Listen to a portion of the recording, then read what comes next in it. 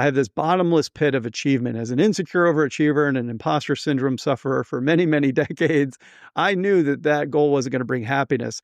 And I think that insulated my hope because I always knew there would be something else, even once that goal was attained. I go back to my mom. We didn't have it great growing up. We were a Midwestern family, middle income at best on a good day.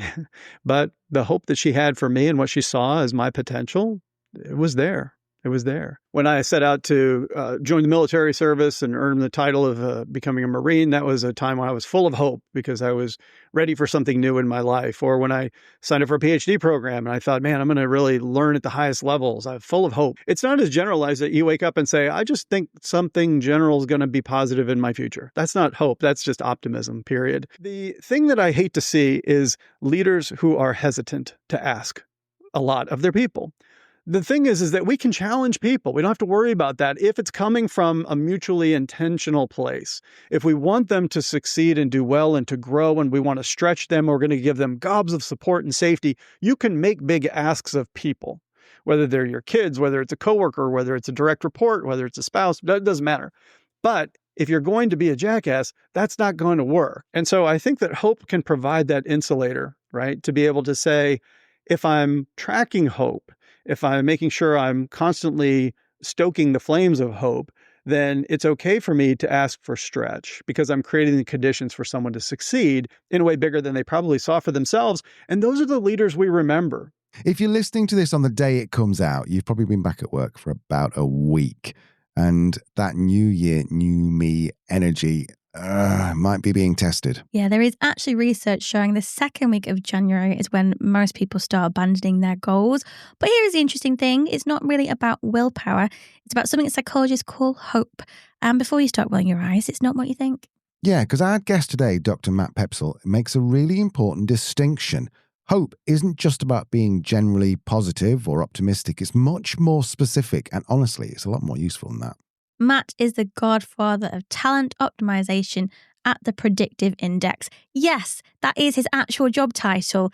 And he also teaches graduate level leadership at Boston College. His work is grounded in proper psychological research, specifically Snyder's hope theory, which breaks it down into two components: agency, your belief that you can affect outcomes, and pathways, your ability to see the steps to get there.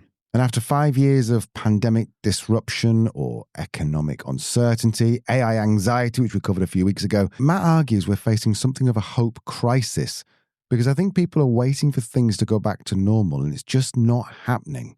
So let's find out how you can find hope again, even on a dark, cold, wet January day.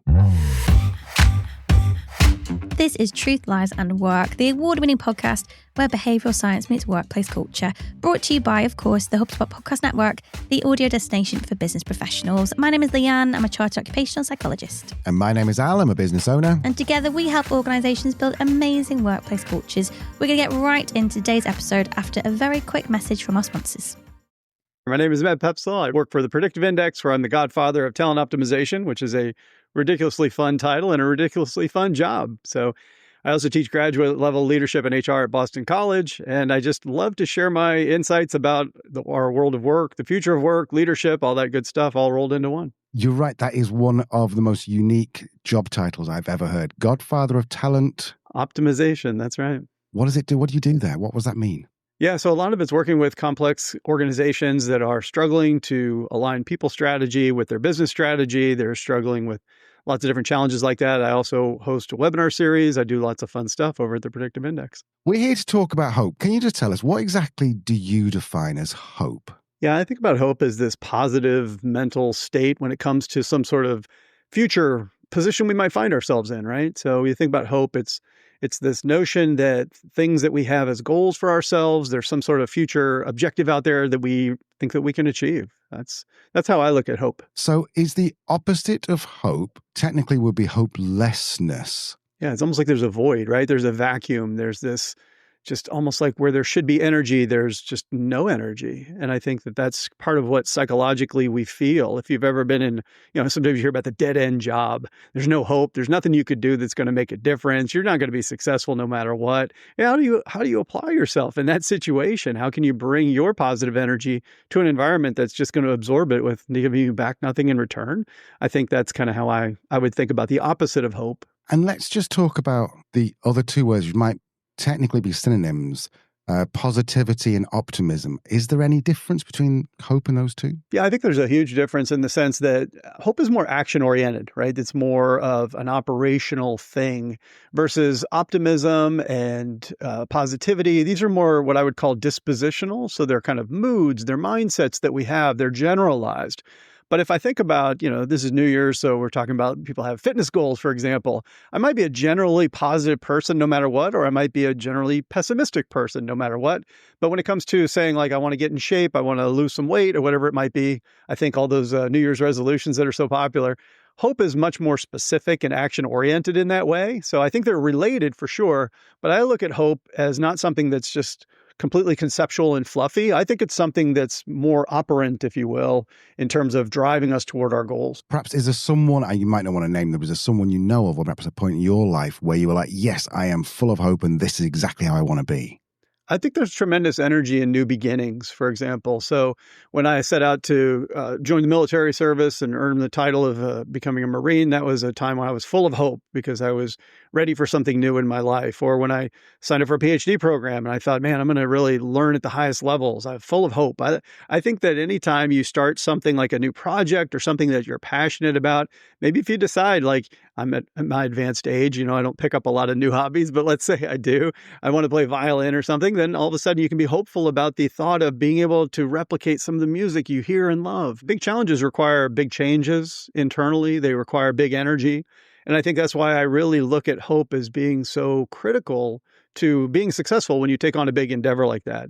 Like if you decide you want to climb a mountain, I have a little bit of mountaineering experience. You don't just get to enjoy that view from the top. That's an earned view. And it takes a lot of energy to do that. So to face your fears, to do the training, to put in the effort to drag yourself up that mountain, that takes a lot of energy. And I think that hope really fuels something that's critically important to me, which is commitment. And I think that where we're committed, that's where that restorative energy comes from that keeps us going in the face of obstacles and challenges and setbacks. So I think that's why hope is it's really kind of an overlooked thing. And I feel like after 5+ years since the pandemic of just endless shifts in the workplace, for example, people have lost hope. They feel like every year for the last several years, it's kind of been like, okay, things are going to go back to the way they were, or things are going to be okay again. It's not happening. And I think people have really had their hope tested. And many are unfortunately succumbing to that sort of void that we talked about a little bit earlier, that lack of energy, that going through the motions. That's what hopelessness looks like. We were all quite hopeful at the beginning of the pandemic, and then it just went on and on and on. So what do we do when hope isn't enough? Yeah, I think sometimes things take over and fill in the gaps that hope, may not fully get us there, like you said. And I think that a return to hope and going back to those conditions and taking our attention away from the obstacles and thinking more about what's possible, the possibilities and those sorts of things are things that we can do to renew our hope. And I think it's been understandable. I don't begrudge anyone for going through and feeling what we're feeling now. We've never seen a workforce that's as burned out, that's as stressed out, that has one foot out the door, hoping that the job market, gets better so they can make a move, or feeling isolation. I think everybody's like, I really like remote work because I have so much flexibility. I put my kids on the bus, not realizing that they feel exceptionally detached from, human reality and interaction. And I think that this is why, again, I don't begrudge anybody for not feeling the same levels of hope as before because we've been tested. And I think that we don't have a world of work that really honors or celebrates or nurtures hope and certainly commitment in the way that we would like. Well, let's move on to this world of work idea, because I've got a note down here from my very clever wife and co-host, something about Peterson and Bryan. And this is what she's written. Research shows that hope predicts job performance as strongly as intelligence. I think that every time you see these workplace studies, they're always super contextual, but I do feel that generally speaking, Hope absolutely does predict performance in that way. Intelligence does too, as you pointed out. But I think that hope is important because it fuels things that are really good for organizational work. So when you think about creativity and innovation, or sometimes they refer to organizational citizenship behaviors, team dynamics, psychological safety, collaboration and cooperation, all of these things depend on hope. Because when you're hopeless, if you feel like there's not going to matter anyway, it's just not going to work, this new product launch that we're working on, it's just going to be dead on arrival. You're not going to do those things. You're not going to persist through those inevitable obstacles that work throws at us. So I feel like I'm not surprised, and I am familiar with that research, that hope and the level of hope people feel absolutely can predict performance, because that's what it takes to overcome those challenges. And I think hope plays that critical operating role, that very specific goal-oriented role in helping us persevere. So just flipping back for a second to what, maybe 5-10 years ago when you built a software platform and sold it. Now I'd imagine the beginning of that would be, hope would be at the toppest level it possibly would be, because you're excited about what you're doing. Yeah, hugely. And I think it was kind of meta in the sense that I had studied hope as part of my doctoral research. I studied goal attainment, hope, and subjective well-being, 3 components that came along with basically when we receive good coaching. So am I more successful in achieving my goals when I have a coach? Am I feeling more hope? And am I feeling a better just level of general sort of psychological well-being? And in that case, all 3 of those increased in my doctoral work for a group of randomly selected participants that went through the study. And so I was like, how do we make this work at scale in organizations? And so I built an early version of a technology-assisted coaching platform.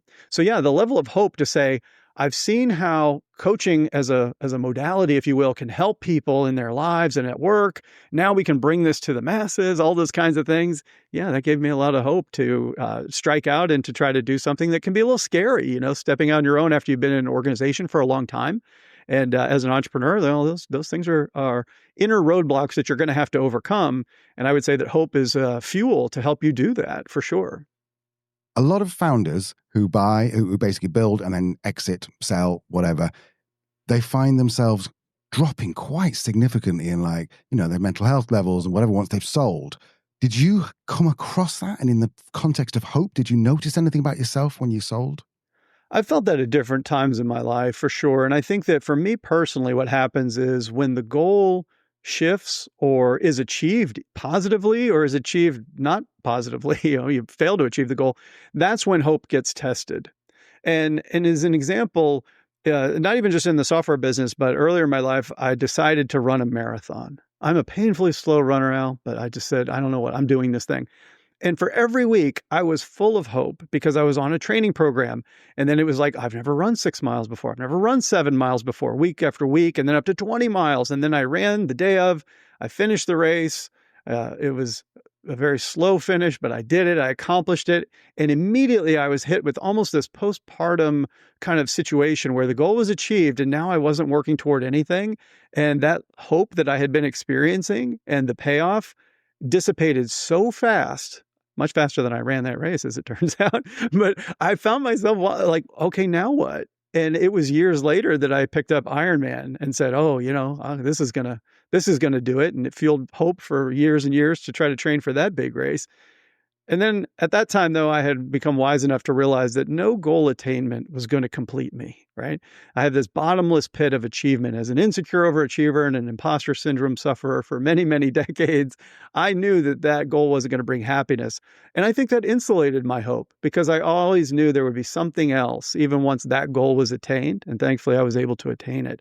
So it's just a quick detour into saying that, yeah, when we achieve something big, even that we've been working for and looking forward to for a long time, when that is gone, maybe you've sold your business, you've completed the marathon, you've earned the title, whatever it is, don't be surprised if you feel this kind of lull, this depression of hope, because now you just don't have that new goal yet. What's that next horizon? Because I think that's part of what hope requires is what is the outcome? What is the goal that we're working toward? Otherwise, hope doesn't really have a target, and then it's not hope anymore. So that's something you can kind of get used to and want to seek in your life. And when you don't have that, for those founders that sell a big business and are like, well, now I have all kinds of money and free time. What I don't have? Purpose. I don't have a goal. I don't have something I'm working on.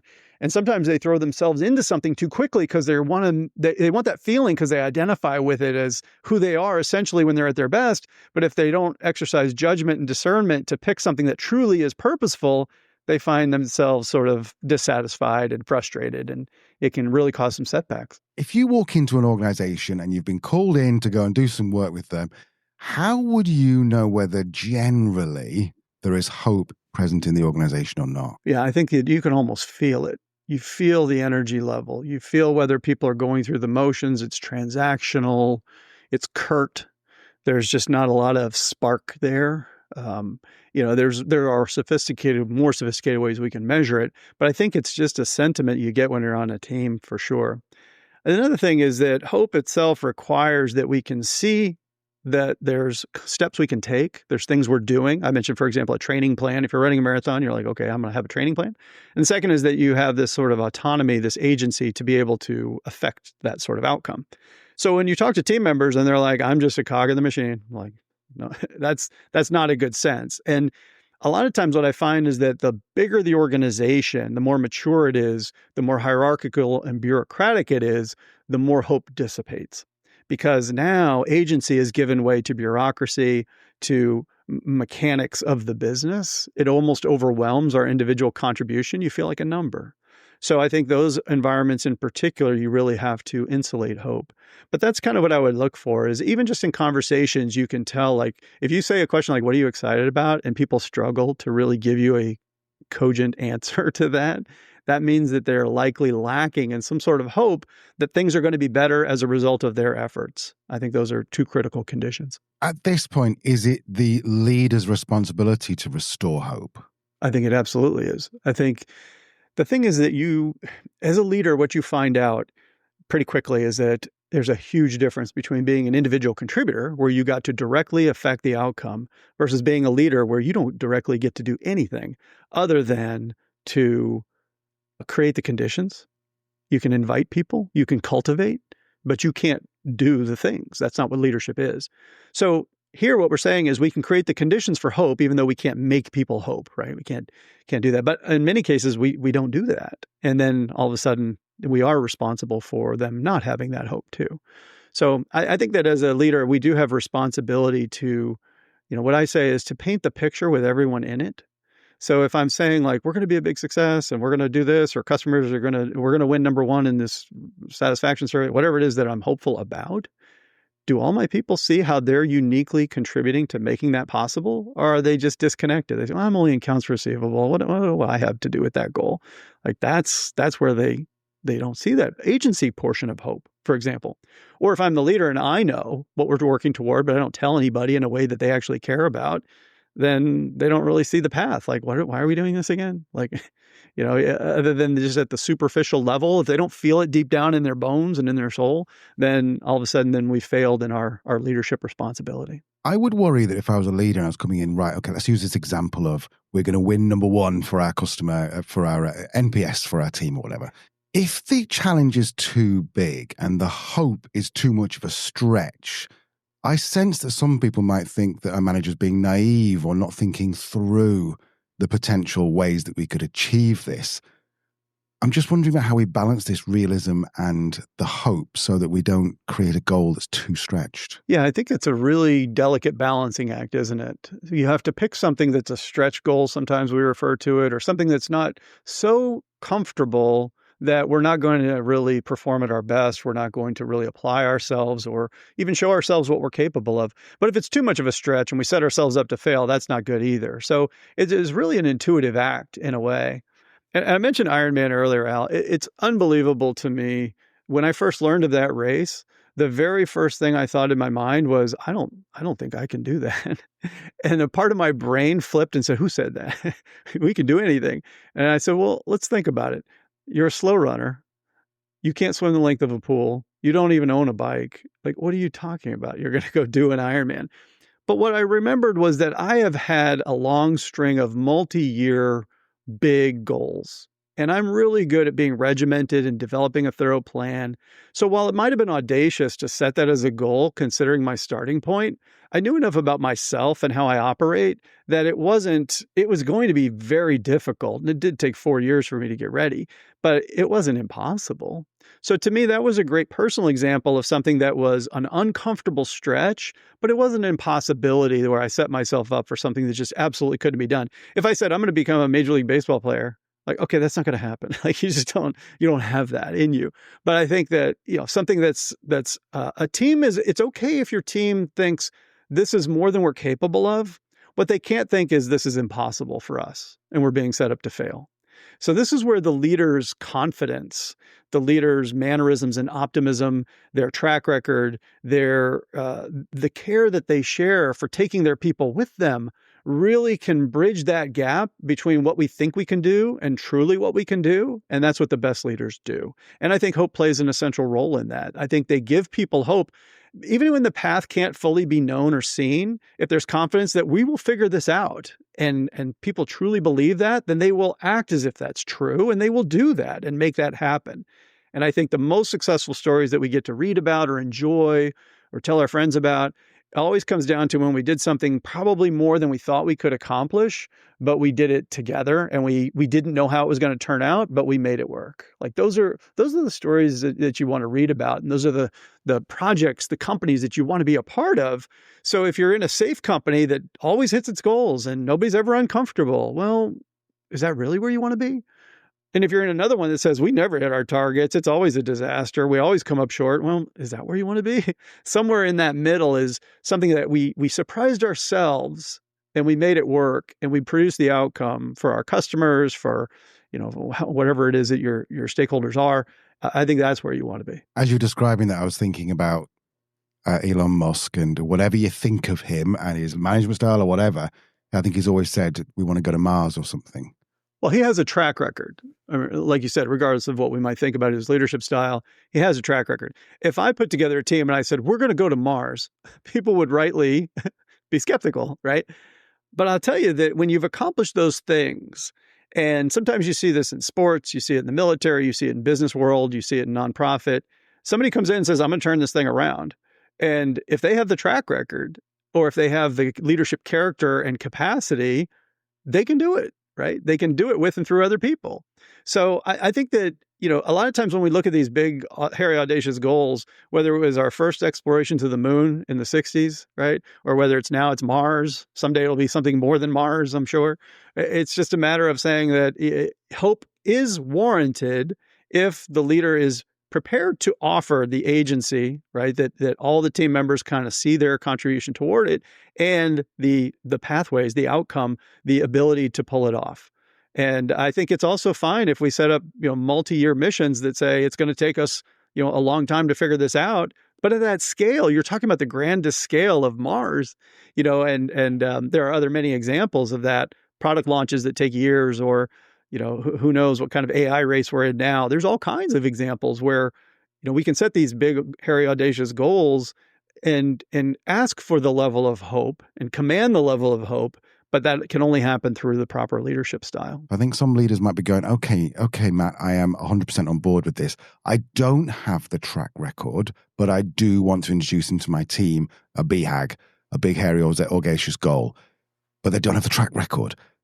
What do they need to introduce this so they're not going to get laughed at the next meeting? I think the first is intentionality. Are you choosing that goal because your executives handed it to you and now you just feel compelled for for your own sort of glory and purpose to pull that off? That's not a great intention to ask your team to follow you. If it's genuine, though, if it's authentic, if you truly believe that it's possible and you're willing to do all the hard work and all the effective leadership technique to be able to help them pursue that goal with you, then I would say ask for that hope and issue that BHAG, but also be transparent about it. Be honest and say, I don't know. I'll be honest with you. I don't know exactly how we're going to do it, but here's how we're going to figure it out. And we're going to be prepared to pivot. Or here are the guiding principles that are going to help us be successful. And then start with some of the smaller wins.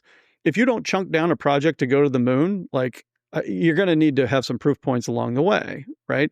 So if you come in and you have a big, hairy, audacious goal, I would suggest that if you don't have the track record, you just need to over-index on the small wins and the proof points so that you can develop that track record. If you come in, you've already done it 100 times before, and this is just your latest, you'll get a lot more leeway from people, right? They'll be a lot more insulated for whatever vision you're painting for them because they trust you. You've done it before. You've got that track record. So maybe you can say, we're part of a 3-year turnaround and I don't need to provide as many milestones up front. I still think you should. But let's say that you just wouldn't have to obsess over that quite as much as you do if you're an unproven leader. So I'd say the two things in there, number one is make sure it's coming from an authentic place, that you truly feel it for the right reasons, not for the wrong reasons. And second is just recognize and be honest that you're don't have that track record necessarily. You're going to be transparent about it, but then just make sure there's a lot of proof points early so that people can see that it's happening, right? We all want to have that feeling it's happening, right? That's you're going to have to do that as opposed to just based on your reputation or your charisma alone. So if somebody's listening and they're like, gosh, I've got a big goal in my gut and I just want to give it to the team, I'm a little nervous about it. You're like, okay, great. So are we experiencing agency and pathways? Are we experiencing the hope of saying, I'm the one who can do this. I can put this in front of our team. And the pathway is, well, how am I going to go about doing it? Well, maybe that little expose there gives you a little bit of confidence to say, okay, I can still ask for it. I just need to be transparent about it. And I just need to make sure that we're going to set up for a bunch of quick wins. So great, there you go. Now you've got a pathway. So yeah, I hope people do feel hope about that. If, again, we're challenging the team. And the thing that I hate to see is leaders who are hesitant to ask a lot of their people. The thing is that we can challenge people. We don't have to worry about that if it's coming from a mutually intentional place. If we want them to succeed and do well and to grow and we want to stretch them, we're going to give them gobs of support and safety. You can make big asks of people, whether they're your kids, whether it's a coworker, whether it's a direct report, whether it's a spouse, that doesn't matter. But if you're going to be a jackass, that's not going to work. You can't do that to people. That's not fair. So I think that a lot of times I see, especially early career leaders who tend to be hesitant because they don't want to stretch people because they don't want to burn a relationship. Unfortunately, it does a disservice. And so I think that hope can provide that insulator, right? To be able to say, if I'm tracking hope, if I'm making sure I'm constantly stoking the flames of hope, then it's okay for me to ask for stretch because I'm creating the conditions for someone to succeed in a way bigger than they probably saw for themselves. And those are the leaders we remember. How do we measure hope? I think number one is you can even talk about it all. When it comes to measuring it, it could be as informal as, hey, everybody, I just want you to go in the chat, how hopeful are you feeling right now? Scale of 1 to 10. If you have that type of team safety, if you've earned that right. If you haven't, you can put it into your engagement surveys. You can put it into your pulse surveys if you have an HR team that's installed those kinds of tools. Add an item like, whenever we encounter obstacles, we always tend to figure it out. Okay, that's pathways. Or I see my contributions as essential to our collective success. Okay, that's agency. Right? Let's find out. And let's take a look across the organization of who's rating those items highly and who's not. Maybe those leaders are in need of some education when it comes to how to foster hope. It's like these things are so fast and free, Al. How many things in life are fast and free? Not many. But when it comes to proper leadership, when it comes to engaging our team and helping them feel a sense of hope and see themselves as being essential and when I say paint the picture with everybody in it, like it doesn't take long and it's not expensive at all. It's totally free. You just have to be willing to do it and you have to think to do it. And you have to prioritize it. So I feel like hope, the return on hope, therefore, is quite high. I've written down 2 words here, agency and pathways. Is this part of the system to install hope? Yeah, as a psychological construct, which is what nerds like myself like to do, is come up and test these things and come up with organizing frameworks. Those are 2 from Snyder specifically. It came up with 2 of these critical elements. And I love agency, which is basically my autonomy, my capability as an actor to take action. I have to see myself in it. Obviously, from a hopefulness perspective, that's huge. And the second pathways is, can I see a way to get to that, steps I can take to make this beneficial, positive outcome in the future. So again, back to the silly example of me, for example, running a marathon. knowing that I could do the work, I can put in the miles, I have the self-discipline. Okay, great. And then the pathways of I had to go get a training plan. Just download it off the internet, fine. But any plan is a better plan than no plan. And then being like, I can see where if I do these things that are written on this spreadsheet, then I'm probably going to be able to run that marathon. Sure, done.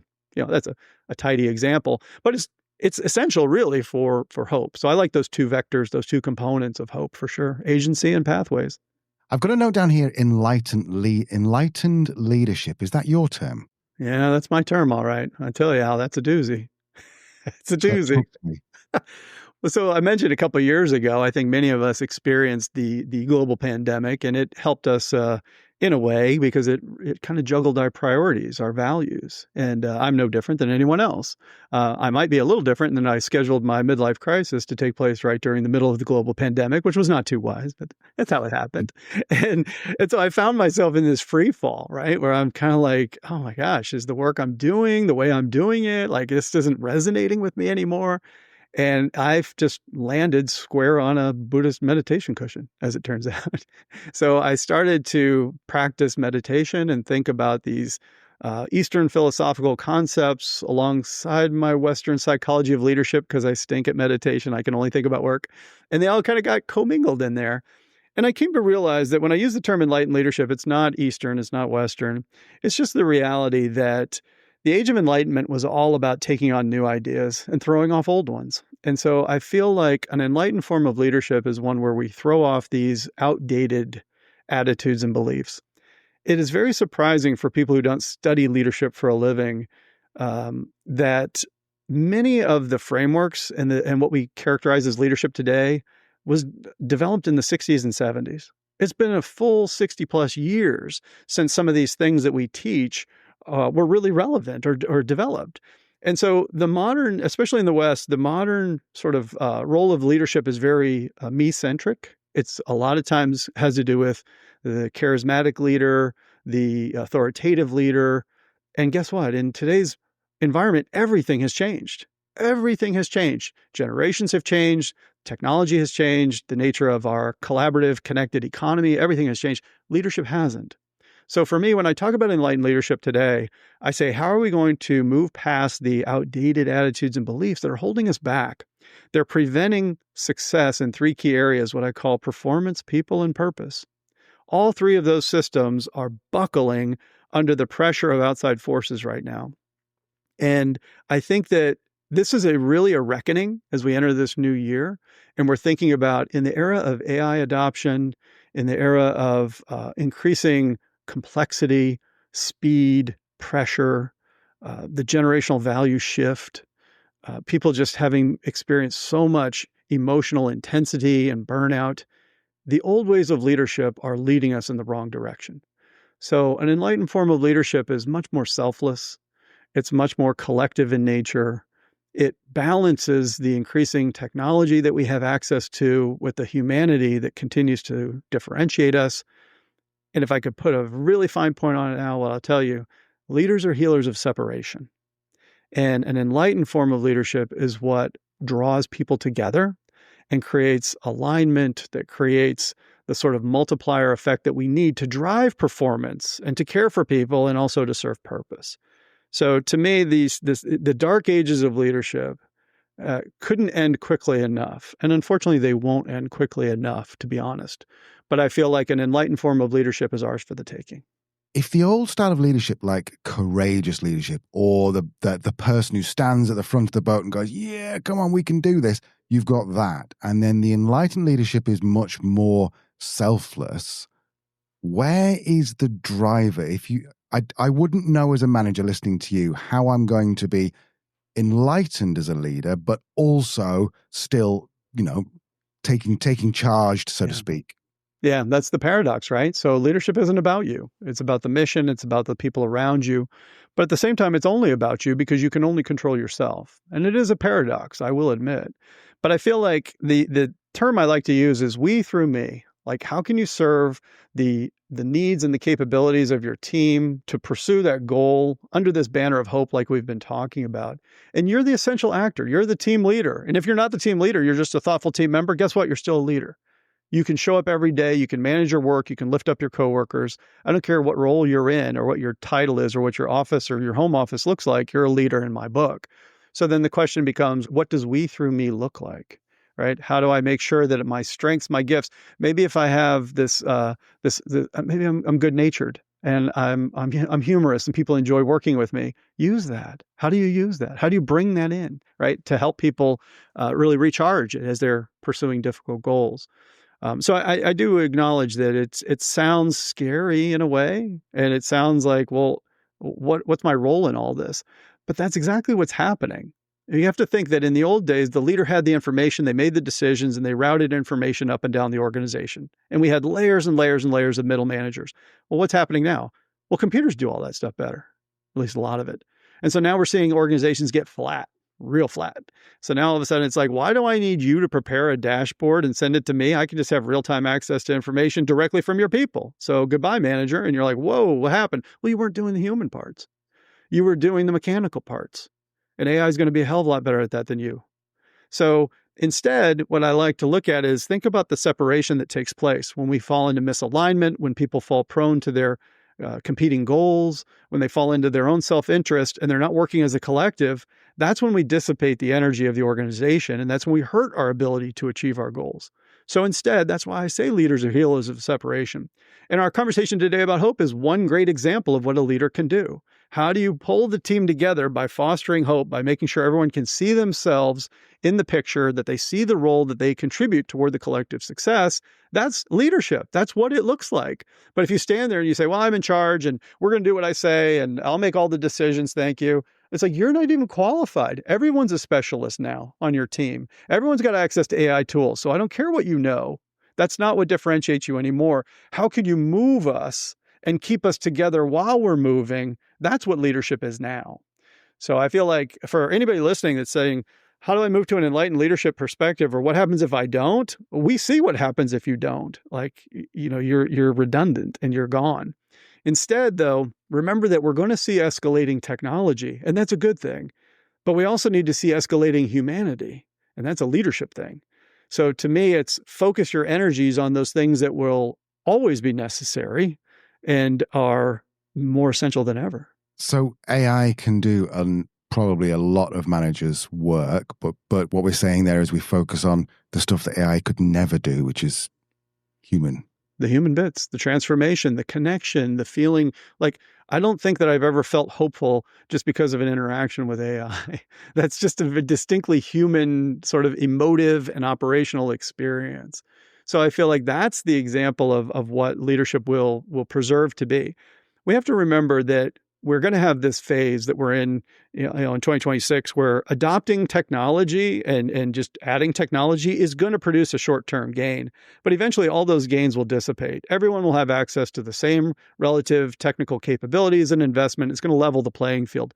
So what's the long-term competitive differentiator? It's the human parts. It's the creativity, the innovation, the agility, all the things that we've talked about. That requires psychological safety. That requires commitment. That requires hope. That requires leadership. If you expect to be in business for the next 5 to 10 to 20 years, you better get good at the leadership of the human parts, because that's the part that's going to separate the winners from the losers. Not who's got which algorithms. Everyone's going to have the same algorithms. Like, that's like trying to compete on electricity. Like, no. It's just like everything is going to essentially be broadly accessible to the entire marketplace. But leadership doesn't work that way. When you have the best leaders, you can get the most energy out of your people. You can have an unfair competitive advantage when it comes to attracting talent and retaining talent and deploying talent, right? Not algorithms, not computer code. But we have to adopt those things too. We need those efficiencies. I'm not a Luddite by any stretch, but I just know enough and have been around long enough to know that the human bit, the leadership bit, is what will separate sort of those who have a competitive advantage versus those who are sort of continuously at risk. If you think back to somebody who had the quote, leaders are dealers of hope. Leaders are dealers of hope. That was Napoleon Bonaparte. He understood that you need to paint this picture of the future if you're going to ask an army to fight for you. And that's a pretty extreme context, obviously. So Unless you're a leader who's kind of taken over half the free world, then maybe you have the cred to argue with Napoleon. I wouldn't. But I think that military leaders, sports leaders, anybody in high stakes environments, when you think about big turnaround situations, when you think about emergency medicine, right? These people who are in high stakes leadership environments understand the role of hope. They understand the human spirit and will as making the difference, right? In those very public sort of environments. And so I think that for a leader who says, all this talk about hope is soft, maybe your stakes aren't high enough, or maybe you don't recognize how high stakes you are actually in an environment, right? And it's easy to feel squishy about it because it's unfamiliar. But if that's the case, that's not leadership. That's something else. That's reductionism. That's mechanical approach. That's going to land you sort of in yesterday's news, right? Versus the companies that are able to attract top talent and feed a sense of purpose and do it in a way that feeds performance. Absolutely. Profitable businesses are non-negotiable. We can't run non-profitable businesses. But I think that at the same time, that's not the sum total of what we're capable of. So I feel like it's limiting. It's self-limiting, actually, to feel that hope is soft. Take a look instead, rip a page from people like Napoleon, who understood at the grandest scale and the highest stakes why the human will is essential to large-scale success. I think we've heard that the phrase fear is contagious. Do you believe hope can also be contagious? Yeah, I do. I think both are contagious. And again, when I ask my students for their reflections and I talk about things like optimism and hope, that's exactly the term they use. Even without being prompted, they'll say the word contagious. It's contagious. I feel it. When my manager, my supervisor, my leader is hopeful, positive, is confident, is sure that we're going to be successful, it's contagious. They feed off of it. And I think my counsel to leaders is always, everyone is always watching all the time. And it's not because it's literally true, but it's more true than not true. And it's true enough that we should just think that way. All eyes are always on you. And they're looking at your body language, even on Zoom. They're looking at your word choices. They're looking at how you frame problems as learning opportunities and obstacles that are actually going to make us stronger once we figure them out.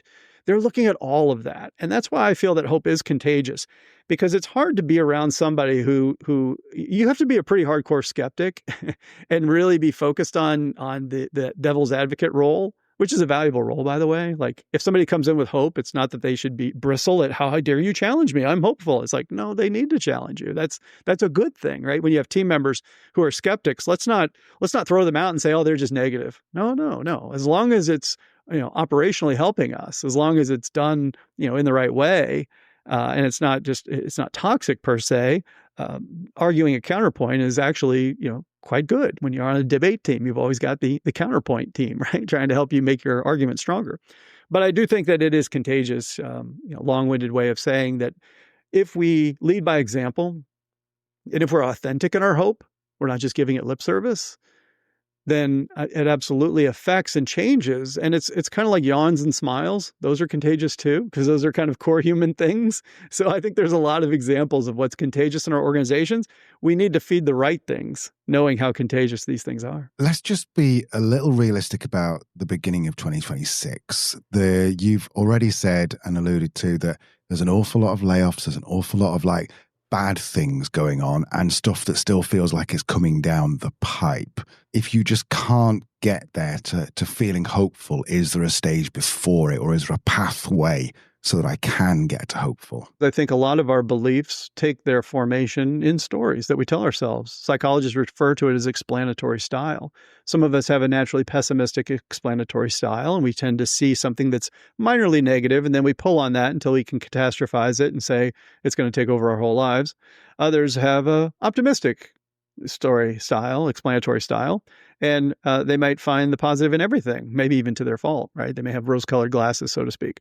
So we need to understand that and have that self-awareness. We have to remember that headlines, for example, are designed to get us to click. And a lot of times we celebrate the negative. If you watch the evening news, if you look at the headlines, a lot of times we are getting a view of the world. Now, people are absolutely losing jobs. People are losing their jobs to AI or having them refactored, at least, all kinds of stuff in there. And economic headwinds are a real thing. And jackass management is winning out over humanistic, enlightened management in some cases. But I think that those things are also temporary. A lot of times, these things are cyclic in nature. There will be a boom time again. These things always happen. If you're old like me, you've seen several of these. And when it does happen, then people are going to find the freedom to move around a little bit and make choices about their employment and things. And I think that in the short term, if you find yourself that you've lost a job, or if you find yourself that you're anxious about what AI is going to mean for you in 2026, I understand completely. I totally get it. I've certainly felt it myself too. But I think when we explore the facts, the reality, the truth behind it, and you fall back into, well, what am I capable of doing? You probably will show yourself that you're stronger than you think. And there are specific short-term things you can do to improve that situation. And I think being realistic about the situation that, yeah, this sucks. I think you have to admit that this sucks. But at the same time, not to lose that hope that in the long term, you can take actions and you can make things work to your advantage. You can accomplish your goals. Sometimes we have to refactor those goals. That's true too. But I think that that would be my advice as we enter yet another year of uncertainty. Things always change. There's no going backwards. We can only move forward. And I think that when we try to keep things as fixed and like, oh, I just had my job perfect the way I wanted it, I didn't ask for all this AI stuff. Yeah, that's not how the world works. Right. So, but being hopeful that what if something better? What if I could redesign my job in a way that I actually like it more, but that confronts us to face our fears and our comfort that we've historically had? Yeah, that comes with the territory, but that's leadership. That's self-leadership in that case. I'd like to finish up by asking you whether you've got a particular leader who you remember from either working with them, working for them, someone who stands out, perhaps that has the qualities that you think are just, that's what brings hope to a team. Yeah, I mean, I've been blessed in a way to work for so many effective leaders from my military service, my work in the business world, even in academia. I go back to my mom. We didn't have it great growing up. We were a Midwestern family, middle income at best on a good day. But the hope that she had for me and what she saw as my potential, it was there. It was there. And so I felt that. And I felt an opportunity, an obligation, a responsibility to kind of test my own limits, so to speak. So I don't think sometimes I could give you a pithy response like, oh, Churchill was so great. Yeah. And he was. And he offered hope to a nation and the world. And those are grand scale things. Every time you see a natural disaster, a turnaround, these big situations, yeah, you're going to see those examples. But I think a lot of times I like to look for more relational examples in our own community, sometimes even in our own homes, where there was all the reason in the world to be frustrated and sort of disheartened about what might happen or the future or the economic situation we were in or anything like that. But she wouldn't allow it, and that gave me hope. I think we all have that opportunity to be that person to those around us, to lead by expressing hope, embracing it, by using it, by cultivating it, right? By not running away from it because it sounds, oh, people aren't going to take me seriously or they're going to think I'm a fool. No, that's foolish, right?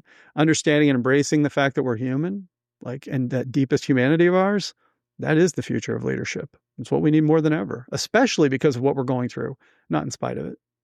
That was Dr. Matt Poepsel, and I really hope, pun very much intended, that you're feeling a bit more hopeful than you were 45 minutes ago. What I really enjoyed about Matt's approach is that he's not selling toxic positivity. He is acknowledging that things are really difficult right now. Layoffs and AI anxiety, the constant uncertainty, and he's basically saying that hope isn't about pretending that that's not happening. It's about believing you can do something about your situation and see a path forward. If you want to find Matt, he's very active on LinkedIn. We'll pop a link in the show notes. Do check because his surname is not spelt the way that I thought it was. His book is called Expand the Circle. It's a 5-step framework for what he calls enlightened leadership. One reviewer compared it to Stephen Covey's 7 Habits. Very high praise indeed. And in fact, go back to episode 201. I think we had someone from Covey's organization on. So this book is definitely for you if you are a leader and you want to balance performance, people, and purpose and not just have to feel like they're picking one. You don't have to pick one. You really don't. You should also check out Matt's podcast. It's called Lead the People, which he describes as being for middle managers on a mission. So if you've been promoted a few times, but you don't yet run the place and you're feeling a bit stuck in the middle, this is the perfect show for you. Yeah, I'm a bit disappointed you didn't go for Poepsel's People, because I think that'll be a great name. We'll leave all the links in the show notes as always. We will. And if this episode resonated with you, we would really appreciate it if you'd share it with someone who might need a bit of hope right now. January can be a tough time, and sometimes just knowing that what you're feeling is normal and that there is a way through it is enough. That can make all the difference. This is Truth, Lies and Work. We'll see you next week.